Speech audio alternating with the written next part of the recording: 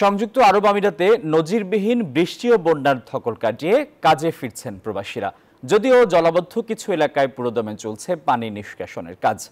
ক্ষতিগ্রস্ত কয়েকটি এলাকা পরিদর্শন করেছে দুবাইয়ের বাংলাদেশ কনসুলেট, নিয়েছে প্রবাসীদের জন্য ত্রাণ বিতরণের উদ্যোগ। বিস্তারিত ডেস্ক রিপোর্টে।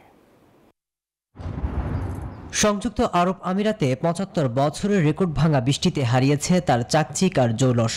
বন্যায় ভেসে গেছে মরুভূমির শহর দুবাই। এর মধ্যে একজন বাংলাদেশি সহ ৬ জনের মৃত্যুর খবর পাওয়া গেছে। সারা দেশে পানি নিষ্কাশনের কাজও চলছে। এখনো স্বাভাবিক হয়নি পরিস্থিতি। বিদ্যুৎ, খাবার সংকট সহ নানা দুর্ভোগে প্রবাসীরা। খাওয়া দাওয়ার কষ্ট।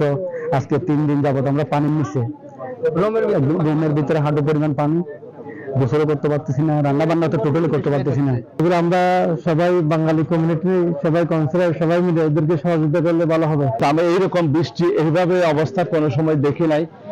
এই বিকাশে কম খরচে ক্যাশ আউটের লিমিট বেড়ে ৫০,০০০, প্রিয় এজেন্টও ২টা।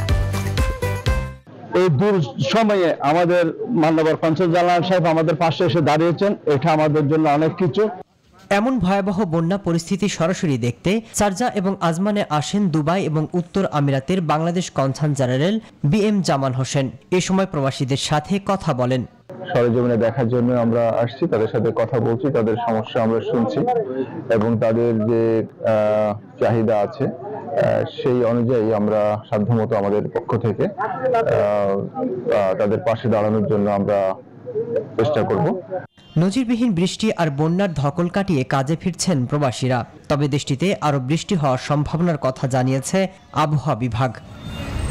Desk report, news 24।